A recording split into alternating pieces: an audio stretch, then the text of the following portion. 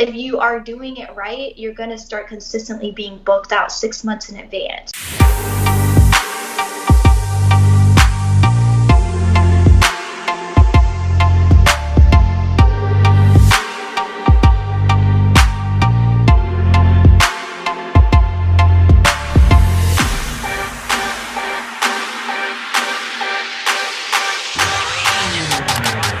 All right, guys, can you get 50 bookings a month within your first year as an artist? Let's find out today. All right, so I know that was a cheesy intro, but I got my client here. Her name is Kathy Wynn, and she is getting those results, and she's getting that amount of bookings. And I'm not here to take credit for it. I'm here just to extract some great information from her and some great techniques so that I can share it with you guys and really help out. So, Kathy, if you don't mind, just go ahead and do a quick intro of yourself. Yeah, I am Kathy Wynn. I am from Charlotte, North Carolina. I established my permanent makeup studio in May of last year, and so my 1 year is coming up, and I am a Beauty Angels artist. I'm 4 times certified, so I do microblading, tattoo removal, and I do powder brows. Awesome.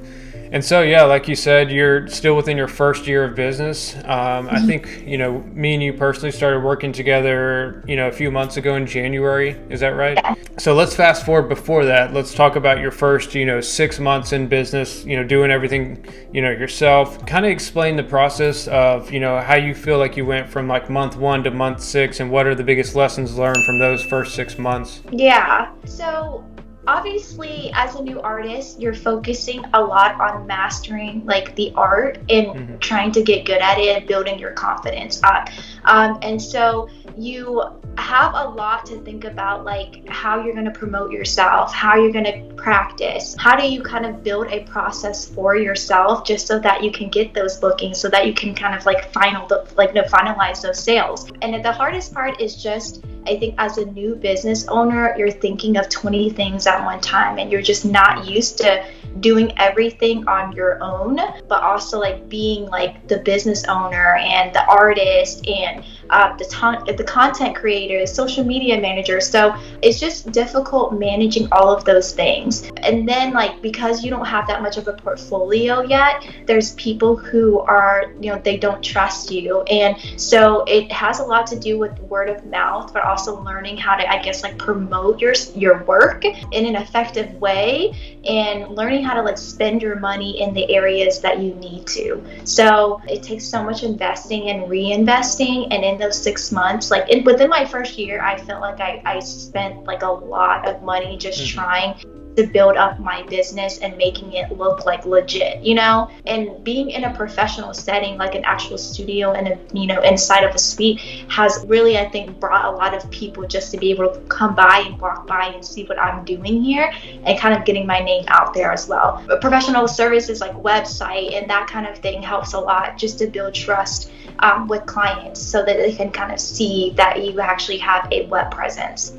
Okay. So you mentioned one important thing that I always get asked is like, okay, if you have a small portfolio, how do you build that trust? What did you do to build that trust? A trick that I've learned is take a lot of different photos and post them, but like in a different way that you did your first photo, so that it looks like you have more work than you do. And I would always like take on like different like a fit scale, so lighter skin, darker skin, so that like they can't really tell that those are the same photos. And so that's a good trick. But also like doing free consultations, and like making sure that you sound knowledgeable, that you're taking the time to understand like your client and what they aren't comfortable with in their goals as well. So it's very personable. You have to kind of know them for sure, because this is their face, so that's super important.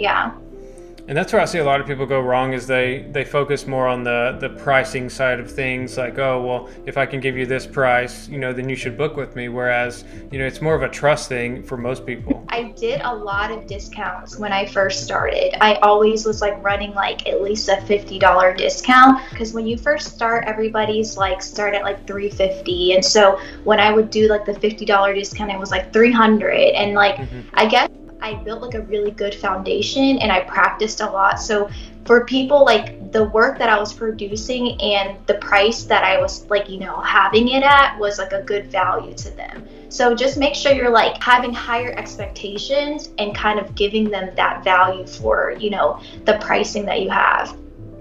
Yeah, and I mean, like, I'm not a huge proponent of discounts, but when you're in your first year, like, you just give them whatever fair value pricing you think is good. So like, if you're building your skills, you're building your portfolio, you can use their content, you can use their reviews. It's a win-win situation. I think a huge mistake for people is they'll jump in saying like, oh, I should charge 600 because that's, the going price. Well, what about, why doesn't somebody just go to your competitor who has more experience?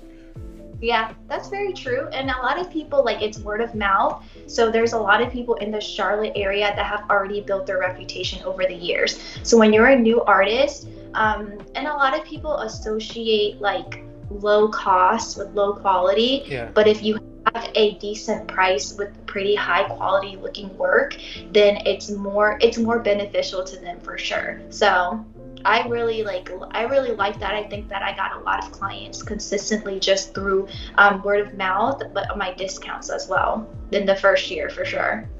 Okay.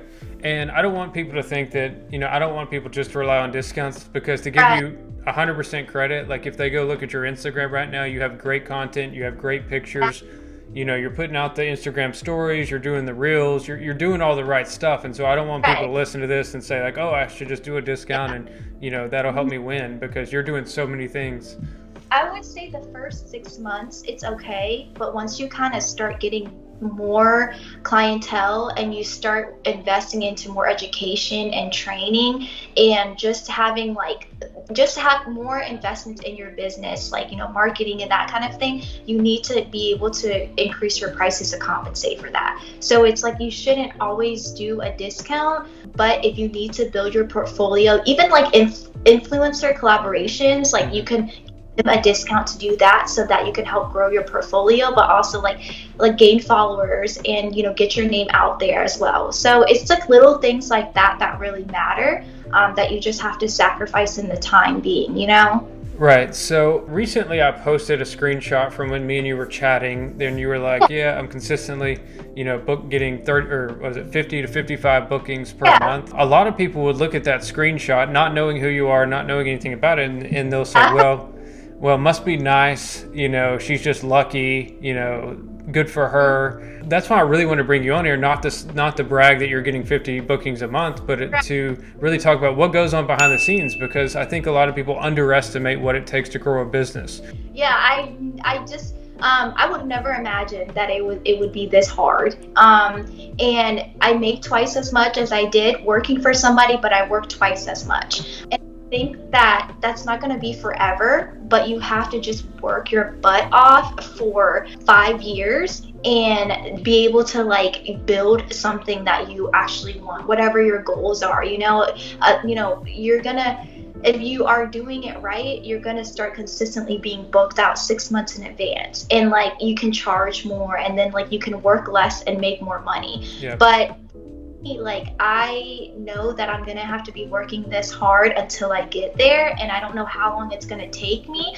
But I mean, right now I work like, I feel like 70-80 hours a week, and it's like all the time, like, I'm doing everything. And if you think about it, I'm seeing 50 to 55 clients a week. Imagine how much communication goes in and out, between those times and on a daily basis. So one thing that I think really helped me was your accelerator program. If aren't looking at that, I don't know if they understand what they're supposed to be doing, especially when it comes to those ads and people replying to those ads. Like, you need to basically, of course, like, never give them the pricing first. There's a reason why we don't do that, because after you give them the pricing, and I've done this, like, I've just tried it just to see what works, and once I give them the pricing, it's like crickets. Like, they don't come back. Keep like having a conversation with them. You keep telling them like you want to learn more about their skin type, their lifestyle, their desired like goals, and like you give them examples and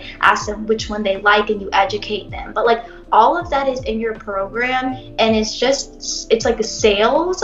And I feel like I didn't understand that concept before your program. And so now I'm understanding like what I did wrong before and why I wasn't getting bookings when people were contacting me, because I'm getting a lot better results just through learning like what I need to be like it's saying in these conversations. Yeah. Awesome. Well, that's great to hear. I know that, I've seen a lot of situations where people might be struggling to get bookings, and then they go through the advertising accelerator, learn how to talk to potential clients and learn all that stuff. And, before you know it, they're booked up. And so I've seen huge, differences from that. Yeah. I mean, I think like the first couple weeks that I started your program, I had like 10, 15 clients book. So that was just like, because there was like that marketing there that was giving me the exposure, and me learning, like going through your program and learning like what I was doing wrong and how I can like help kind of convince these people that this is something that's going to be valuable to them for the price that I'm offering, So that was so helpable. Well, thank you. Let's talk about a day in your life. So let's say, a typical day, like whether it's Monday or Tuesday, or, you wake up and then, what do you do? Let's say you have multiple bookings on that day. What's kind of your flow?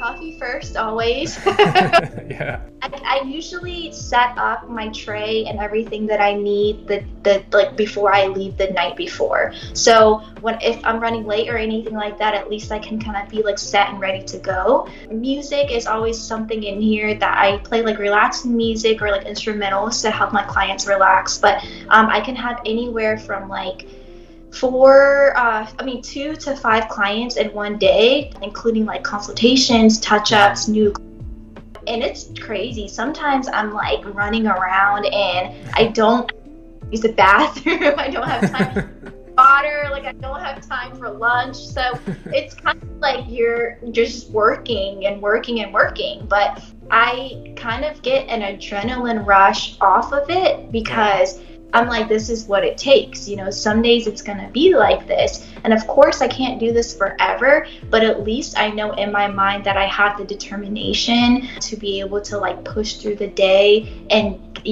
do my best. And so, and I've talked to so many beautypreneurs, like who do hair, nails, whatever. Like this is a day in their life. Like this is not uncommon for people to not eat and not have time for lunch and not have time to go to the bathroom, because they're just booking back to back to back just to, they have the volume and they need to do it. So it's not easy at all. I will be hangry at the end of the day and everybody is pissing me off, and I'm just like, after I eat, like should have had a Snickers, like after I'm like, okay, I feel better. I don't know why I was mad at everybody, but okay. Like, so it is what it is.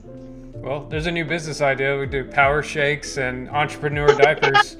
Something, right? Yeah, for sure.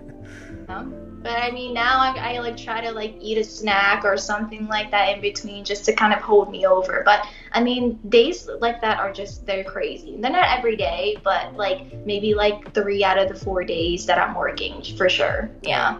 I love days like that, just because, I think me and you both have a passion for just doing our best and just, entrepreneurship in general. And so I think that's, really the key. One of the keys to success is having that passion, so that, to a normal person saying like, getting up and being that busy all day just sounds like a nightmare. But, to an entrepreneur who's running their own lives and, being their own bosses and stuff like that, it's just like an awesome. I mean, obviously you don't want to burn yourself out, but like it's hard to get burned out when you really love what you do. Mm-hmm. Yeah, so I think enjoying what you do has a lot to do with it. Even when like you have like clients who are very frustrating, like they're not the type of clients that you kind of want to handle or deal with, you always have to just step in your space and have a good headspace, like have a good mind for the day, and say you're going to enjoy, today or what you're doing, and it just puts you in a better mindset to kind of just get through the day in more of a positive attitude. And I think that's really helpful as well, because being a negative mindset is very exhausting, like not looking forward to coming to work and not waking up, like not wanting to wake up and come here. Like I don't want to ever be like that. So yeah. And unfortunately, working with a lot of business owners, I see a small percentage who don't have that passion. They get very negative and frustrated, and if they would just like work on their mindset, it would just fix everything else. Because if you have a negative attitude, you're not going to want to do anything. Yeah, I just hear so many people like after I like finish a client, they're like, how many people do you do a day? Because they just see how like intense and how much like mental capacity it takes.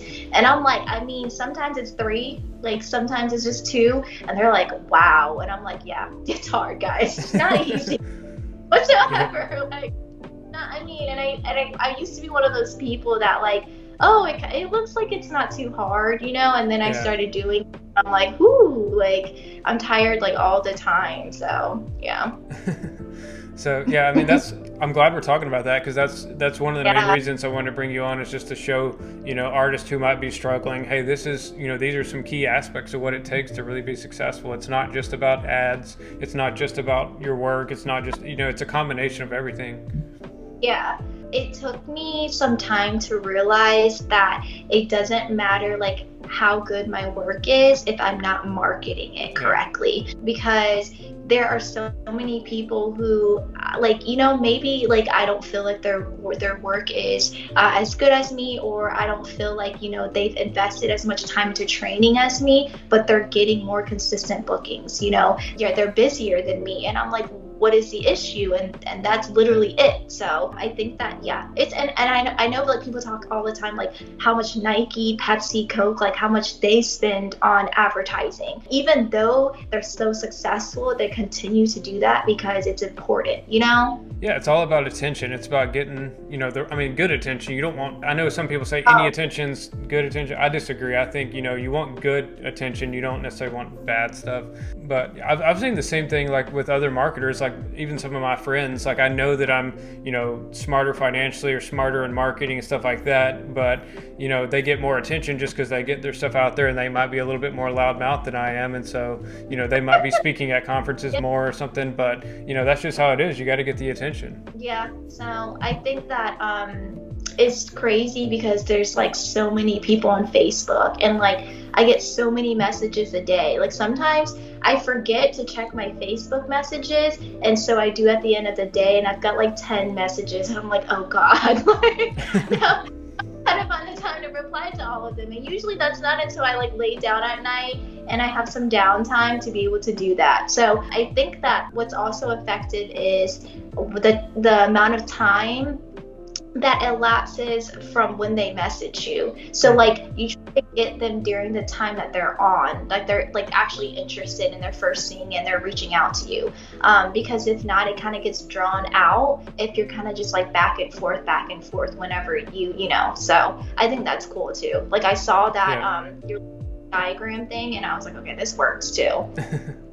Yeah, I mean, I know you're doing amazing right now, but eventually your next step is going to be to, get an assistant to help you with all your management of everything, admin stuff. Yeah, I got to teach them like your program. I'm going to be like, okay, I got to give them like a script. I'm like, this is what you say.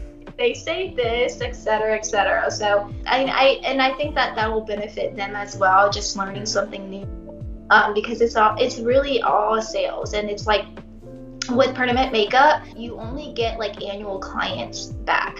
It's not like every 3 months. It's not like every 3 weeks that a lot of like, nails or hair does. So really it's kind of, it's that in a sense that's very difficult, because you think about it, like you have to have new clients every single month, like over and over again. And so it's just that's one of those things that makes it a little bit more difficult, but it's doable. People are doing it. So let's talk about content, because I know that I really like your pictures, I like your Instagram reels. And so what's your typical content creation process, like starting with like where do you get ideas of what to post? So Obviously you're always looking at what's like trending. If you understand like Instagram's algorithm, they're always going to be pushing for stuff, and that's why you keep seeing the same thing over and over and over again. People are doing the same thing because Instagram's algorithm is pushing it. So like either it's like an audio or something like that, especially with reels.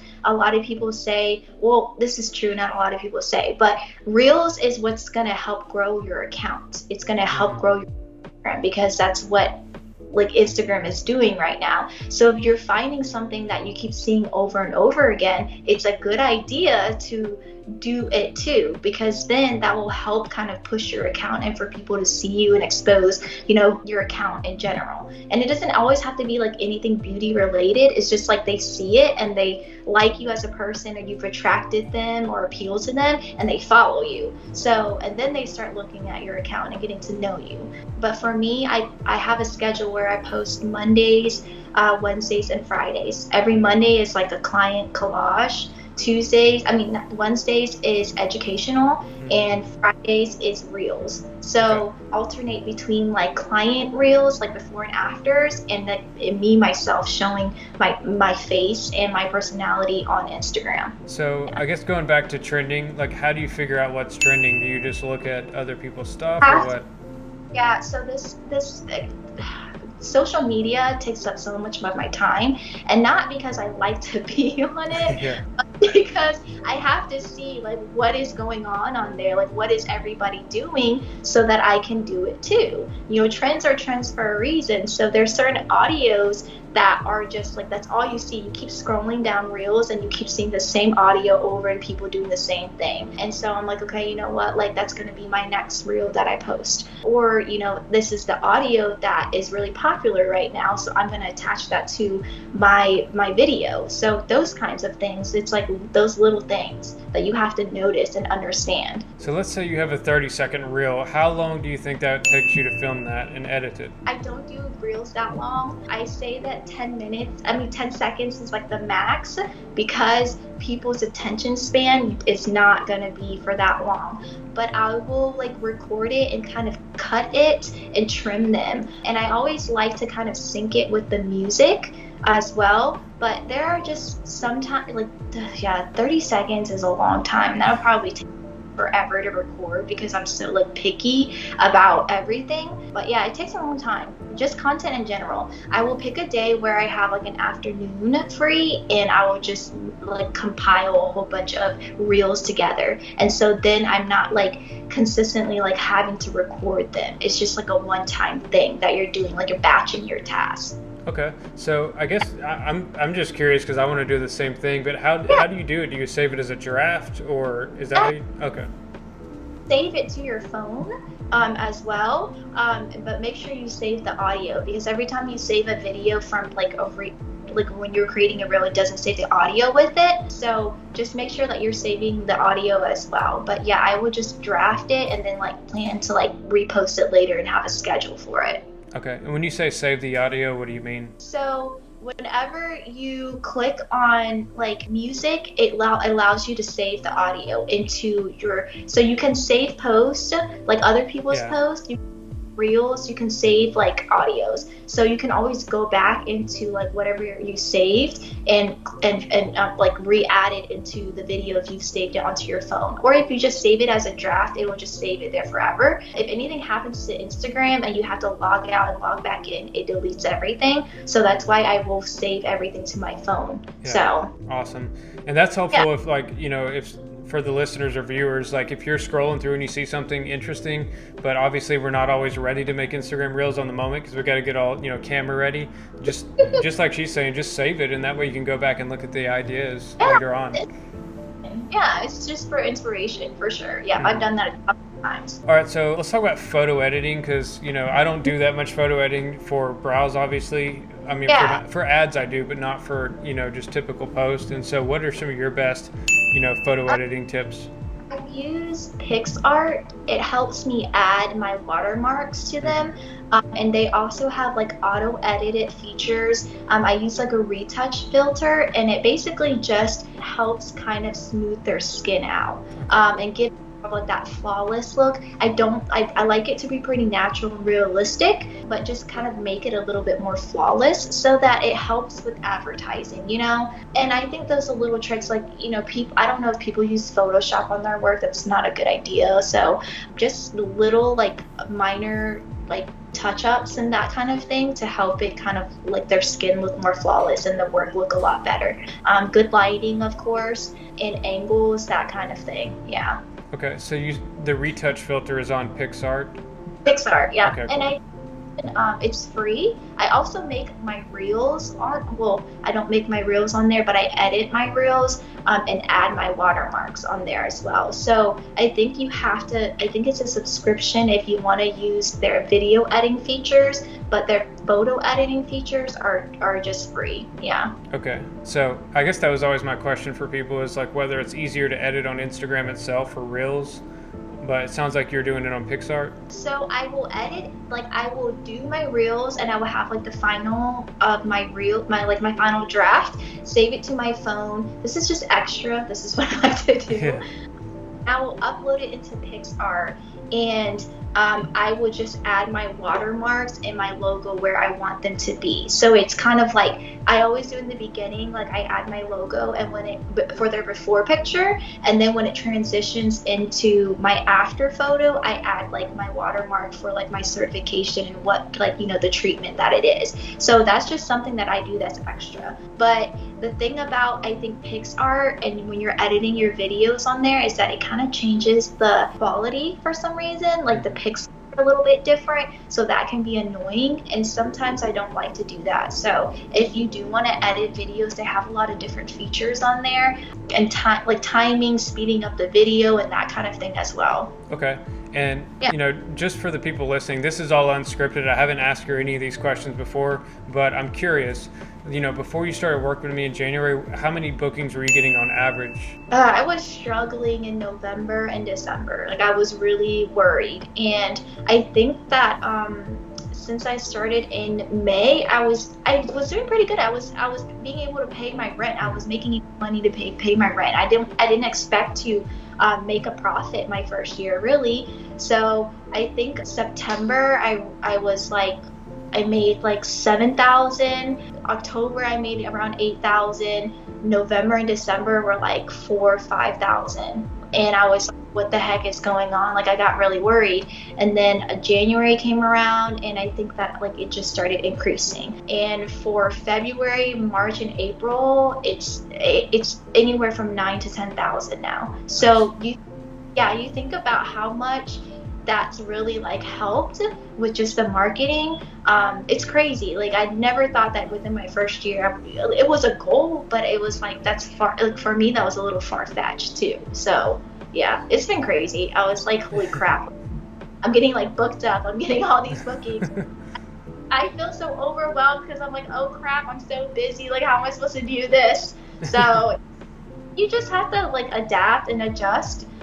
Because if this is how consistently busy I will be, I would just have to learn, of course, to like manage my time and stuff better. But I just wasn't prepared at all whatsoever. But it's nice. I really enjoy it. Yeah, and I know a lot of people are going to ask, like, you know, to get 50 bookings a month, do you have to be super discounted? No. I like, we are throwing in like just free consultations just because it's, you know, and that's cool. Like, I'll do like either virtual for free or I'll do like in office for free. Just be aware that you probably will have no shows. So that's the fun part, but like expect that, because just it's free, you know, people, they don't have anything to lose. And so, but I use that as a way to kind of like build my trust with them. So either if it's virtual or it's online, I basically give them in a 20-minute session like everything that they would want to hear, or just all of their questions that they're wondering about. So tools that I use, pigments, how I map, aftercare, pre-care instructions. So you basically educate them and give them everything that they need to know. And if they see that you're knowledgeable and that they can trust you, and they also have seen your work, it's like a win-win for them. And you're offering a discount. Like what do you have to lose? You know, like, and these brows can last 3 years. Like, it's just, yeah. So That's awesome. So with well, I guess I'm not going to assume it's phone consults. I'm going to ask, like, is it on the phone? Is it Skype? Is it, well, I know it's not Skype because you had to create one. No, I do Zoom because it's more convenient for them, and I do in office. So for Zoom, like, we go over the same thing. I don't shape them in, like, while they're here in the office, just because sometimes that takes 45 minutes to an hour, and I don't have that much time to just be giving for free. So either way, I discuss all of that. Like, and Zoom is pretty convenient, even though I like to do it and be in my studio for it. It's pretty convenient for everyone. That's awesome. Yeah. So one thing that I love about your story is that, all this happened within less than a year, and I think that's a great time frame, because if you think about it, I've got friends and people, or I know a lot of people who spend anywhere from 50 to 100,000 over a 4-year period getting a college degree, and then they still can't even find a job. And so the fact that you can start your own business and be making 6 figures within a year is a great it's a great profession still. Right. The cool thing about marketing is that it's something that you will always need, and if you don't understand just marketing itself, then you're not gonna be as effective. Because I was spending like a lot of money on just like, I think, Instagram ads, and I was spending money on Google ads, and I was like, it's not working. But with your service, it's I'm grandfathered in, so this is not the current price, but I spend about $500 a month paying Jake to do my ads, and I make that back within like one client. So right now my prices are like $550 and $600. You subtract how much it costs for supplies and all that stuff, and I basically make that back in one client. So you think about it, like, it's really not that bad at all. And then you can budget how much you want to spend on the Facebook ads, so there's really no pressure. It just depends on you, and like you said, you don't recommend spending more than you can, so you can always work your way up to increase it. Yeah, but on the other hand, there's a lot of people who feel like they can't spend anything and they have zero marketing budget. And for those people, what would you tell those people? I won't put words in your mouth. Guys, you have to invest to be able to make money. It takes money to make money. So, like, if your business is the only thing that you have, like, you have to have risks to have gains. It's scary, but that's just life. If this is your business and you want to be successful, like, you just have to do it, and you have to, like, it's always going to be about reinvesting. And I know that there are people who they're not willing to, but then you also see that they're not getting the results that they want as well. So it's just, you have to wrap your mind around that for sure. Like, just all my money goes back into my business, so it's not like to pay myself. Like, yes, I make good money, but like, all of that goes back into my business, and that's a sacrifice too. Like, you work so hard and you make all this money, but it goes through your bills, all your overhead costs, your supplies, to marketing, and you just have to be smart about it. And marketing is a very smart financial investment. Yeah, well, I think we're getting you to the point this year where you can definitely pay yourself. Yeah, something, right? I'm like working on trying to pay off all my credit card bills, and that's like a part of the portion that I pay myself to do that. So we're getting there. Nice, because like, I feel like every month I don't know what I'm gonna make, because I'm only like booked out like a couple weeks in advance. But when I get to like the end of that month and I'm booked out, I'm like, okay, this is how much money I can spend now. Like, it's a nice feeling, Yeah, and like, as you just started with me a few months ago, and so as you continue to work with me, like, you're going to be booked out 3 to 6 months, like, in no time. I mean, obviously that's not guaranteed, but at this rate, it's like common sense, Yeah, and I think a lot of people are like kind of confused on what you specifically do, and so when people ask me like who I use for marketing, or like what I do for marketing, I just let them know that, like, this is your fee and this is what you do, but like, you have to be the one to like close the sales. Like, he gets you the leads, and you have to be the one to close the sales. So it's also up to you to be able to like know, do that as well. So, and the good thing about it is like you're always rechecking how the ads are doing. You're always making adjustments. You're always making changes. So it's not like we pay you. It's like, you know, just do the ads and like forget about it, you know. So yeah, that's awesome. Like I constantly hear from you, so it's a nice feeling. That's good to know. Yeah, I mean, I like to make the analogy. It's like, you know, you could have a personal trainer that's awesome, and you know, you could have a great diet plan, and you know, everything could be perfect. But if you're not actually following the diet plan, if you don't have discipline, if you're not doing what the personal trainer says, you know, all these things play a factor. And so that's why I try to tell people, like, you know, even though I have a proven process based on the thousands of, you know, results I've gotten, if you sit back and expect to drink lemonade on the beach and get money for free, life just doesn't work like that in any industry. Yeah, and I think that it's possible, like eventually, to be able to just like make residual income from being, you know, like doing what I'm doing. But it takes time to build that up. You know, it doesn't just happen overnight.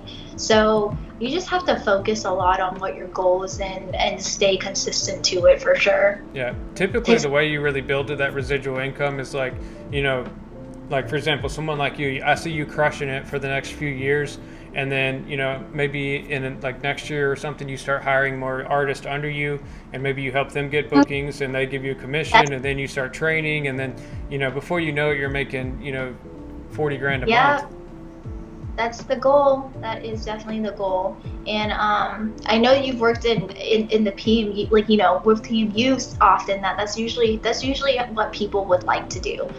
There are some people that don't want to. They just want to be, you know, the single artist, and that's what they would like to do because that works for them. But I would like to be able to scale, and I would like to be able to build, and eventually I will need the help because of the consistent volume I'm already getting so far. So hopefully that's coming sooner than later, but who knows? Yeah. I never.